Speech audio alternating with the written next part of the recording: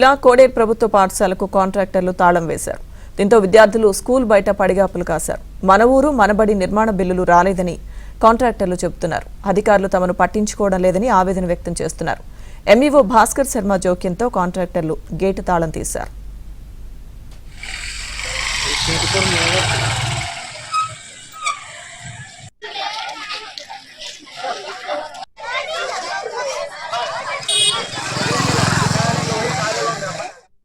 మన ఊరు మనబడి కార్యక్రమం కింద కోడేరు హై స్కూలు, బాలికల ప్రాథమిక పాఠశాల, బాలికల ప్రాథమిక పాఠశాలలో మొత్తం వర్కులు చేసినాం.